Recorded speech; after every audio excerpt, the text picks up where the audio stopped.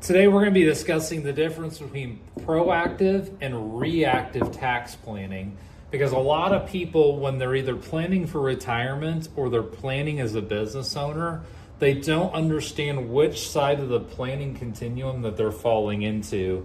And so we're going to distinguish the difference between what is reactive and proactive, so you know where you stand when it comes to planning for taxes, either in your retirement or for your business.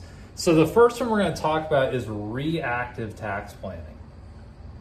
How do you know you're in a reactive position? This is the person that always feels like they're robbing Peter to pay Paul. I'm going to talk about a business owner as the example. So every year you get to December and it's the Groundhog Day scenario. You talk to your accountant and they tell you to buy equipment, or they tell you that you need to buy another truck or some type of asset that you don't even want to buy. You're getting burnt out. You're like, how many more trucks can I have in my front driveway? I don't need another piece of equipment. I'm tired of buying things that depreciate in value. Or you do nothing and you wake up and you find out that you owe a massive tax bill because you did nothing. Doesn't mean you didn't have the money. You have the money to pay the taxes. It doesn't mean you didn't have a good year in business, but you find yourself either at the end of the year scrambling to pull a rabbit out of a hat for deduction purposes, or you do nothing and you're blindsided with a big tax bill that you didn't anticipate at the end of the day. And so what happens is you find yourself in this reaction mode where every conversation with your accountant or your CPA, you're looking backward in time. That is the key difference in reactive, is when we're in a reactive position, we're always looking backwards. Hey, this is what I did in sales. What did I spend money on in the past? Or can I say that will negate things in the past? And so we're always looking backwards and saying, what can I do? What can I do? What can I do? And you're never getting ahead. And that's why you always feel like you're in the position where you got to buy something, you never feel great about it, or you're just completely blindsided at the end of the day. And ultimately, the difference in reactive and proactive is the way you're looking at things. This doesn't mean you don't have a good CPA. It doesn't mean they're doing anything wrong necessarily. It just means that you're constantly in this posture where you and your advisors are always looking in the wrong direction. The mistake I see with a lot of financial advisors is they play into this game. They don't educate and have insight, and they just say, oh, let's just put money in an IRA with a $7,000 limit. And so then you realize, oh, that's not going to do much for my tax burden. So then you're forced into these other things because you do it at the last second at either tax time or the end of the year. And so you don't even get excited about the potential to build wealth because it's too late, because you're reacting so slowly, reacting in reverse. And a lot of times your advisor is not speaking up to help you differentiate the two. So then that leads us into, okay, well, if reactive is looking backwards, what does proactive planning look like?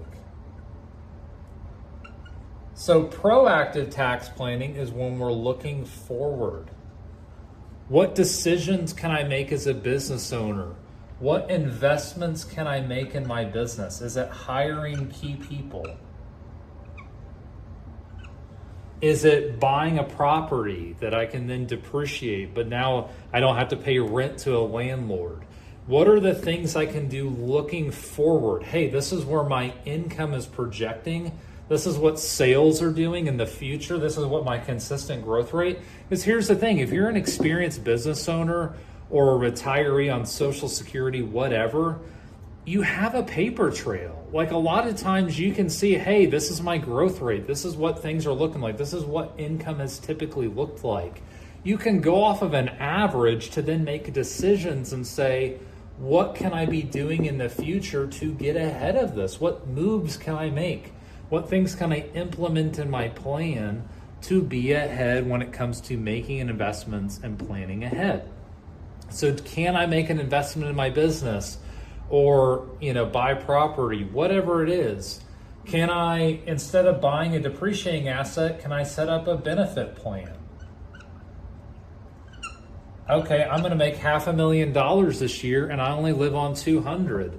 Where can I put $300,000 away tax efficiently? I don't want to buy real estate. I don't want to buy another business. Is there a benefit plan, something I can put in place that allows me to save a lot of money? Can I reward my employees? What things can I do that actually build wealth versus subtract from it? What are things can I do when I'm in a proactive position? But you're not going to implement these things if you're always looking backward, because when you look backward, you can't even think about what the future looks like because you're not looking towards the future. And so proactive tax planning is looking forward. It's saying, what things can I do based on where we're headed? What are the implications? What is my wealth going to look like? What is my retirement going to look like? Those are key considerations. Another thing is, if you own a business or you're in retirement, what is the value of all of your assets? So if you own a business, what is it worth? And what's it going to be in the future? So what are you going to do? What things based on what you're worth today, or if you're in retirement, what's your account balance today? What is it projected to be in the future with the market or just normal growth or inflation? What decisions need to be made? And the difference is it all comes down to planning. If you do not have a plan, somebody else has a plan. The government has a plan. You have to have a plan. That is ultimately the difference when we're discussing reactive versus proactive tax planning.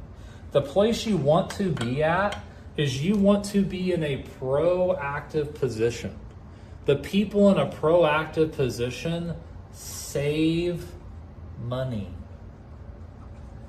Most importantly, not only do they save money, they build wealth. So, and I apologize for the terrible handwriting.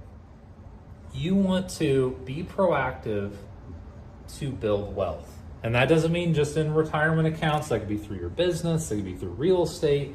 There's lots of forms of building wealth, but you're never going to build true wealth if you're always in this reactionary state where you're just buying things to depreciate and reduce your tax liability, and you're not building assets at the exact same time.